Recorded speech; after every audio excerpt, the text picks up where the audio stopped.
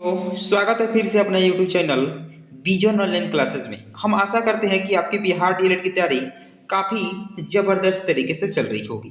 तो चलिए आज के हिंदी का प्रैक्टिस सेट 34 होगा। इसके पहले हम 33 प्रैक्टिस सेट करा चुके हैं, जो चैनल के प्ले लिस्ट में होगा वो वहाँ से जाकर आप वीडियो को देख सकते हैं। काफ़ी मस्ट इंपॉर्टेंट प्रैक्टिस सेट कराए हैं, पढ़े वहीं जो एग्जाम में पूछा जा रहा है।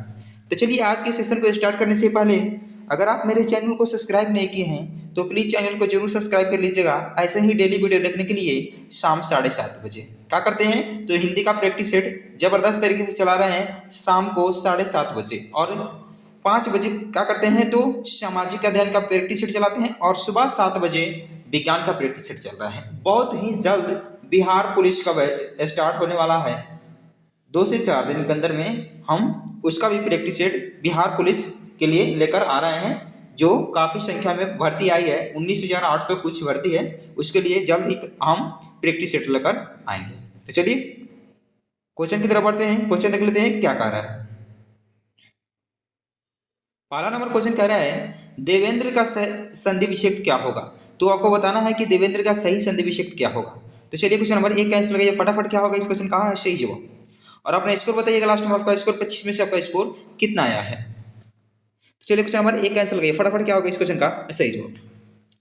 तो चलिए इस क्वेश्चन का सही जवाब होने वाला है option number C is correct हो जाएगा। नहीं, देव जोड़ इंद्र हो जाएगा तो क्या हो जाएगा, देवेंद्र हो जाएगा। देव जोड़ इंद्र मिलकर क्या हो जाएगा, तो देवेंद्र बन जाएगा। पूछ देगा देवेंद्र कौन सा संधि का उदाहरण है, तो लिख लीजिएगा। ये भी बहुत बार पूछा जा चुका है, तो लिख लीजिएगा कौन सा संधि का उदाहरण है, तो गुण संधि का उदाहरण है। कौन सा संधि का उदाहरण है, तो गुण संधि का उदाहरण है। ये भी याद करते चलिएगा। तो देवेंद्र का सही संधि विच्छेद क्या होगा, तो देव जोड़ इंद्र। ये पूछ देगा कि देवेंद्र कौन सा संधि का उदाहरण है, तो गुण संधि का उदाहरण है। सी इज करेक्ट हो जाएगा इस क्वेश्चन का सही जवाब। आगे बढ़ते हैं, क्वेश्चन नंबर 2 देख लेते हैं। क्वेश्चन नंबर 2 कह रहे हैं शताब्दी शब्द उदाहरण है, तो शताब्दी में कौन सा समास लगा हुआ है। द्विगु समास, तत्पुरुष समास, कर्मधारय समास कि द्वंद्व समास। तो चलिए क्वेश्चन नंबर 2 कैंसिल लगाइए फटाफट। क्या होगा इस क्वेश्चन का सही जवाब, शताब्दी शब्द में कौन सा समास है। तो चलिए इस क्वेश्चन का सही जवाब होने वाला है option number A is correct हो जाएगा। नहीं, द्विगु समास हो जाएगा। कौन सा समास हो जाएगा, तो द्विगु समास हो जाएगा, यानी ए इज करेक्ट हो जाएगा। द्विगु समास का आपको पहले ही बता दीजिएगा, जहां भी देखिएगा संख्यावाचक हो, कहाँ क्या हो, तो संख्यावाचक हो। तो शताब्दी क्या होती है, तो संख्यावाचक होती है, इसलिए क्या हो जाएगा, तो द्विगु समास हो जाएगा। ए इज करेक्ट हो जाएगा। आगे बढ़ते हैं, क्वेश्चन नंबर 3 देख लेते हैं। क्वेश्चन नंबर 3 कह रहे हैं तिरंगा में कौन सा समास है। तो आपको बताना है कि तिरंगा में कौन सा समास लगा हुआ है, द्वंद्व समास, द्विगु समास, अव्ययीभाव समास कि तत्पुरुष समास। तो चलिए क्वेश्चन नंबर 3 कैंसिल लगाइए। क्या होगा इस क्वेश्चन का सही जवाब, तिरंगा शब्द में आपको समास बताना है कि इसमें कौन सा समास हो जाएगा। तो चलिए इस क्वेश्चन का सही जवाब होने वाला है option number B is correct हो जाएगा। नहीं, द्विगु समास हो जाएगा।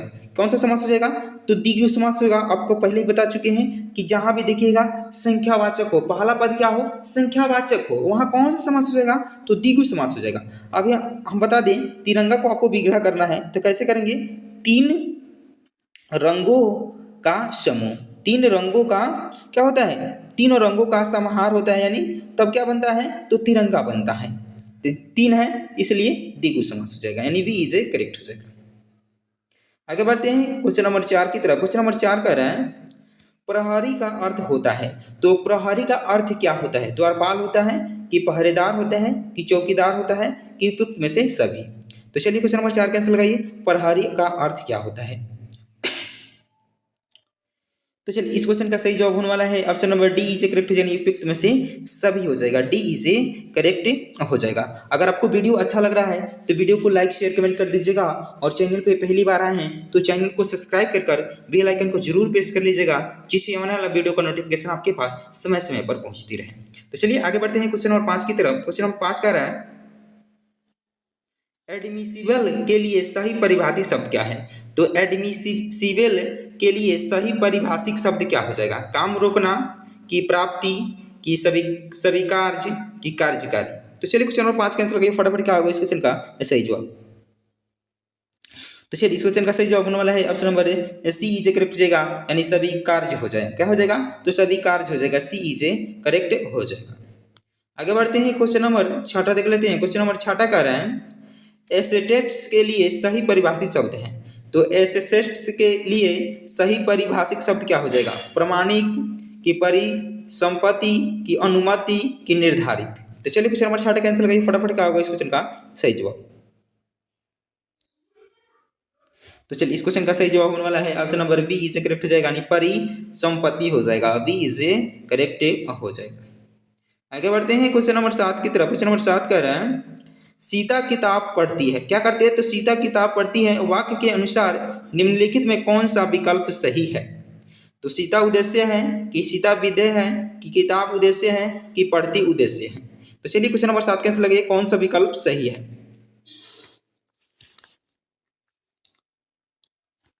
तो चलिए क्वेश्चन नंबर 7 का आंसर होने वाला है option number A is correct हो जाएगा, यानी सीता क्या है? तो उद्देश्य है, ए इज करेक्ट हो जाएगा। आगे बढ़ते हैं क्वेश्चन नंबर 8 की तरफ। क्वेश्चन नंबर 8 कह रहा है पदक्रम की दृष्टि से निम्नलिखित में कौन सा वाक्य शुद्ध है? तो आपको बताना है कि पदक्रम की दृष्टि से निम्नलिखित में से कौन सा वाक्य शुद्ध लिखा हुआ, यानी शुद्ध सही लिखा हुआ है। यह असली गाय का दूध है कि पानी से भरा एक गिलास लाओ, कि खरगोश को काटकर गाजर खिलाओ, कि अपने प्रदेश से आए मित्र को पत्र लिखो। तो चलिए क्वेश्चन नंबर 8 का आंसर लगाइए फटाफट, क्या होगा इस क्वेश्चन का सही जवाब? शुद्ध शब्द इसमें कौन सा लिखा हुआ है, शुद्ध वाक्य कौन सा लिखा हुआ है? तो चलिए इस क्वेश्चन का सही जवाब होने वाला है option number B is correct हो जाएगा, यानी पानी से भरा एक गिलास लाओ, क्या होता है? ये शुद्ध लिखा हुआ है, बी इज करेक्ट हो जाएगा। आगे बढ़ते हैं क्वेश्चन नंबर 9 की तरफ। क्वेश्चन नंबर 9 कह रहे हैं काम का न काज का दुश्मन अनाज का लोक्ति का अर्थ क्या होगा? काम का न काज का दुश्मन अनाज का, यानी मुहावरा है, इस मुहावरे का अर्थ क्या हो जाएगा? तो कामकाजी व्यक्ति कि खूब काम करना, कि दूसरों पर बोझ बनकर रहना, कि कम खाना। तो चलिए क्वेश्चन नंबर 9 कैसे लगाइए फटाफट, क्या होगा इस क्वेश्चन का सही जवाब?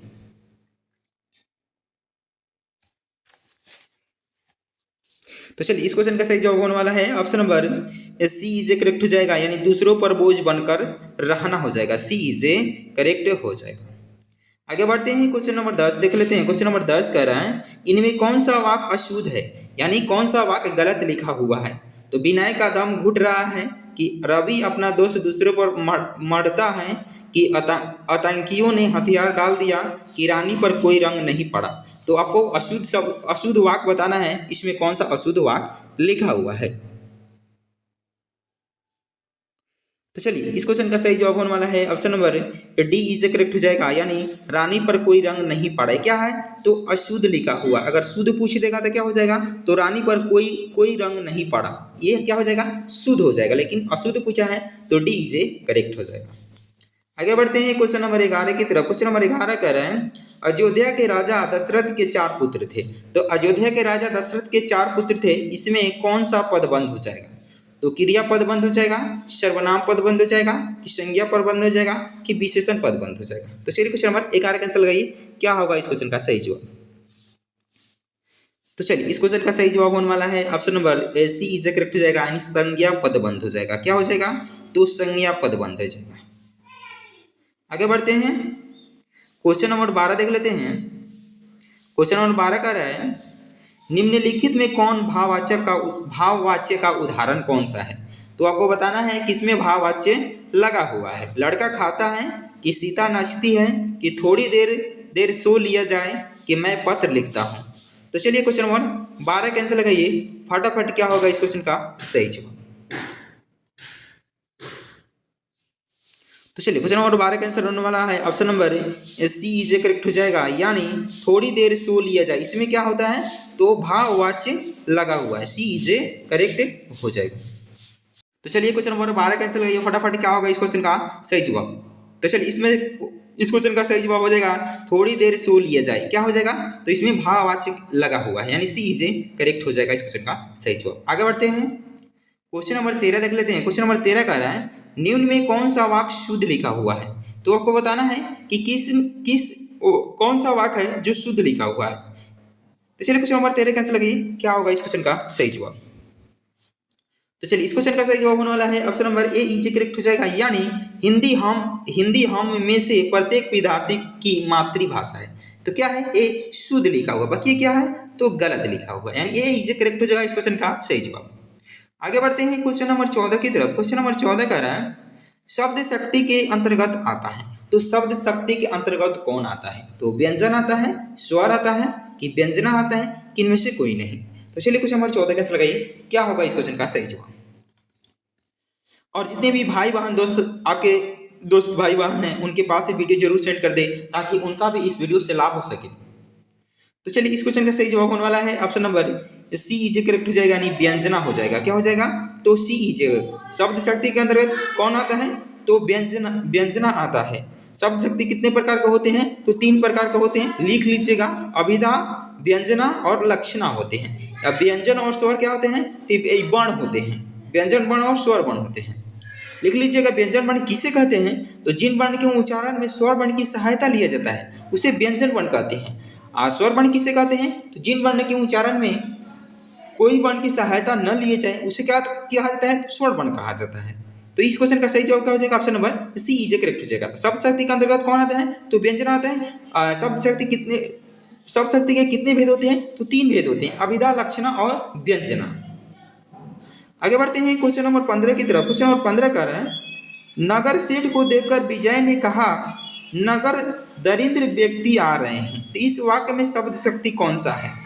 तो नगर सेठ को देखकर विजय ने कहा नगर दरिद्र व्यक्ति आ रहे हैं, इस वाक्य में शब्द शक्ति कौन है?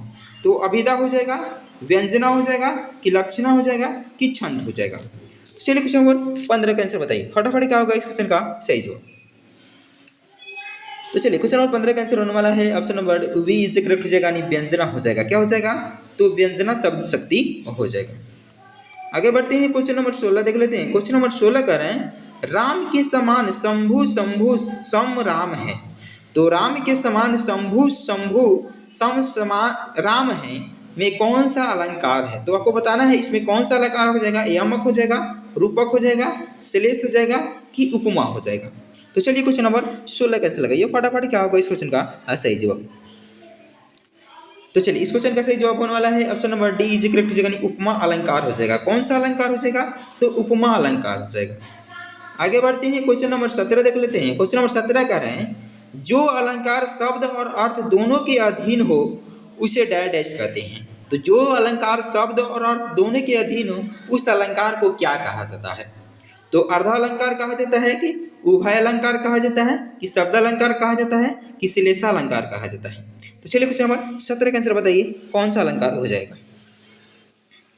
तो चलिए इस क्वेश्चन का सही जवाब होने वाला है option number B is correct हो जाएगा, यानी उभय अलंकार हो जाएगा। वी इज करेक्ट हो जाएगा।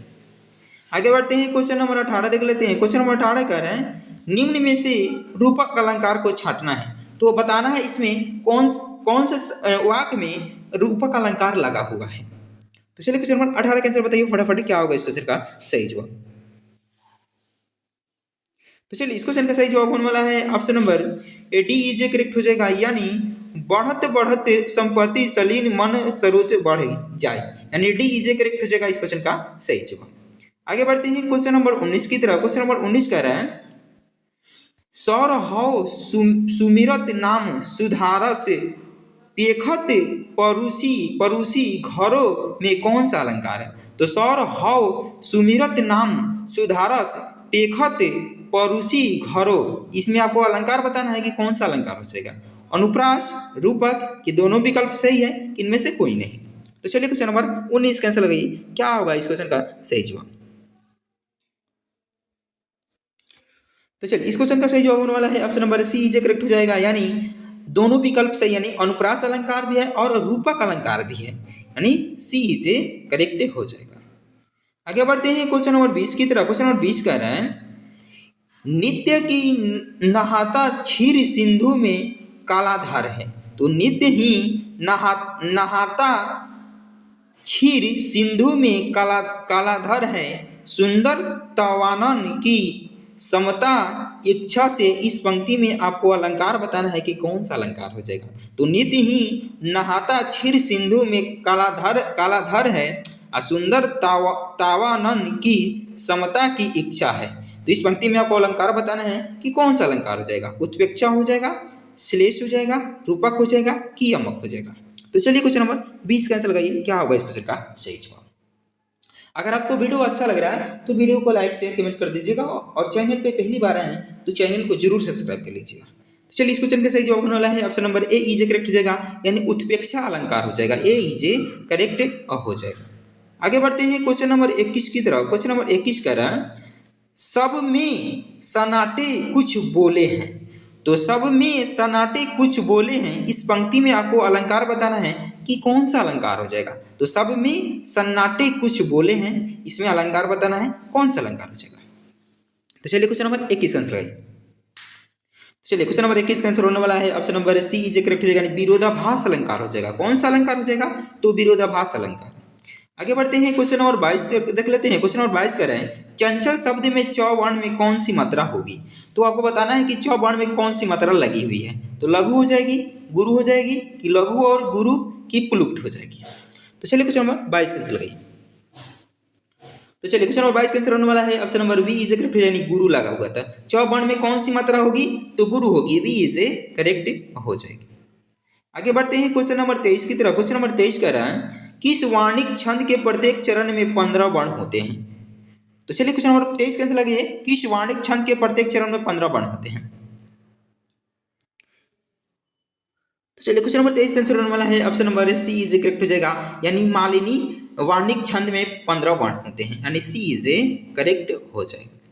आगे बढ़ते हैं क्वेश्चन नंबर 24 की तरफ। क्वेश्चन नंबर 24 कह रहा है आचार्य विश्वनाथ ने अपनी रचना साहित्य दर्पण में कितने काव्य गुण को स्वीकार किया है। तो आचार्य विश्वनाथ जी ने अपने रचना साहित्य दर्पण में कितने काव्य गुणों को स्वीकार किए हैं, 2, 4, 1 कि 3। तो चलिए क्वेश्चन नंबर 24 कैंसिल लगाइए।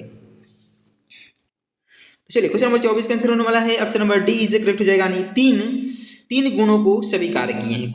कितने गुणों को स्वीकार किए हैं आचार्य विश्वनाथ जी ने, तो 3 गुणों को उसने स्वीकार किए हैं। तो लिख लीजिएगा 3 गुण कौन कौन से हैं। तो प्रसाद गुण हो जाएगा, प्रसाद गुण, ओज गुण हो जाएगा, और माधुर्य गुण हो जाएगा, माधुर्य गुण हो जाएगा, जो आचार्य विश्वनाथ जी ने अपने गुण को स्वीकार किए थे। यानी 3 गुण को उन्होंने स्वीकार किया, प्रसाद गुण, ओज गुण और माधुर्य गुण, यानी डी इज करेक्ट हो जाएगा इस क्वेश्चन का सही जवाब। आगे बढ़ते हैं क्वेश्चन नंबर 25 देख लेते हैं। आज का ये प्रैक्टिस सेट का लास्ट क्वेश्चन होगा, और अपना स्कोर बताइएगा लास्ट में आपका स्कोर 25 में से कितना आया। प्रसिद्ध ग्रंथ रस मीमांसा के रचयिता कौन है। तो प्रसिद्ध ग्रंथ रस मीमांसा के रचयिता कौन है, आचार्य रामचंद्र शुक्ल जी हैं, कि आचार्य विश्वनाथ जी हैं, कि आचार्य भिखारी दास हैं, कि आचार्य भरत मुनि जी हैं। तो प्रसिद्ध ग्रंथ रस मीमांसा के रचनाकार कौन है। तो चलिए क्वेश्चन नंबर 25 का आंसर बताइए फटाफट, क्या होगा इस क्वेश्चन का सही जवाब। तो चलिए इस क्वेश्चन का सही जवाब होने वाला है option number A is correct हो जाएगा, यानी आचार्य रामचंद्र शुक्ल जी हैं। तो रस मीमांसा के रचयिता कौन है, तो आचार्य रामचंद्र शुक्ल जी हैं, ए इज करेक्ट हो जाएगा। तो चलिए आज के लिए इतना ही था, फिर मिलते हैं अगले वीडियो में। अगर वीडियो आपको अच्छा लगा हो तो वीडियो को लाइक शेयर कमेंट कर दीजिएगा, और चैनल पे पहली बार आए हैं तो चैनल को सब्सक्राइब कर बेल आइकन को जरूर प्रेस कर लीजिएगा, जिससे आने वाला वीडियो को नोटिफिकेशन आपके पास समय समय पर पहुंचती रहे। चलिए जय हिंद, फिर मिलते हैं नेक्स्ट।